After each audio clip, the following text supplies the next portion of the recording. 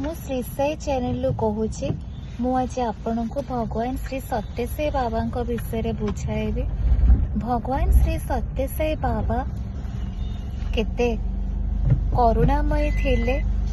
ସିଏ ସବୁବେଳେ ତାଙ୍କ ଭକ୍ତଙ୍କୁ ଭଲ ସନ୍ଦେଶ ଦଉଥିଲେ ଏବଂ ସେ ଆଶୀର୍ବାଦ କରୁଥିଲେ କି ତମେ ସବୁବେଳେ ବହୁତ ଖୁସିରେ ରୁହ, ଆଉ ନିଜ ଜୀବନରେ ଭଲ କାମ କରିବାକୁ ଆସିଛ, ଭଲ କାମ କର, ଆଉ ସବୁବେଳେ ନିଜର ଲକ୍ଷ୍ୟକୁ ତମେ ଦେଖ, ନିଜର କର୍ମ ପ୍ରତି ତମେ ସବୁବେଳେ ଅଗାଢ଼ ବିଶ୍ୱାସ ରଖ, ଆଉ ନିଜର କର୍ମକୁ ତମେ ସବୁବେଳେ ବହୁତ ନିଷ୍ଠା ସହକାରେ କରିଚାଲ। ଆଉ ସବୁବେଳେ ସେ କହୁଥିଲେ ଯେ ମୋ ଭକ୍ତଙ୍କୁ ମୁଁ କୌଣସି ଦୁଃଖ କେବେ ବି ଦେବିନି। ଯଦି ସେମାନେ ସତରେ ସତ୍ ମାର୍ଗରେ ଥିବେ ଆଉ ଭଲ କାମ ସବୁବେଳେ କରୁଥିବେ, ମୁଁ ସେମାନଙ୍କୁ ଜୀବନରେ କୌଣସି ଦୁଃଖ ଦେବିନି କି କଷ୍ଟ ଦେବିନି।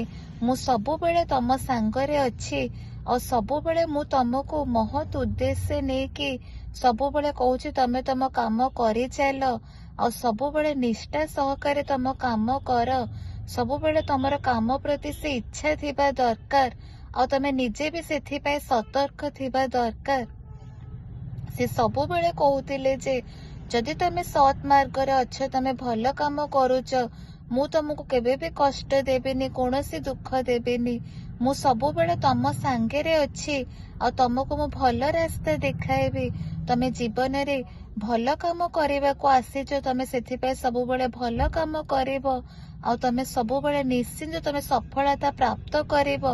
ମୁଁ ତମକୁ ତମ ସାଙ୍ଗରେ ସବୁବେଳେ ଅଛି। ତମେ ଯଦି ସତରେ ସତ୍ ମାର୍ଗରେ ଥିବ, ତାହେଲେ ମୁଁ ତମକୁ କେବେ ବି କଷ୍ଟ ଦେବିନି କି ଦୁଃଖ ଦେବିନି, ଆଉ ସବୁବେଳେ ମୁଁ ତମ ସାଙ୍ଗରେ ଅଛି। ତମେ ଦୁନିଆରେ ଭଲ କାମ କରିବାକୁ ଆସିଛ, ସେଥିପାଇଁ ନିଜର କର୍ମ କରିଯାଅ, ଫଳ ବିଷୟରେ କେବେ ବି ଚିନ୍ତା କର ନା, ଆଉ ଭଲ କାମ କର, ସବୁବେଳେ ତମେ ଜୀବନରେ ସଫଳତା ପ୍ରାପ୍ତ କରିବ। ଧନ୍ୟବାଦ। ମୁଁ ଶ୍ରୀ ସାଇ ଚ୍ୟାନେଲରୁ ସତ୍ୟପ୍ରଜ୍ଞା ଦାସ କହୁଛି। ଜୟ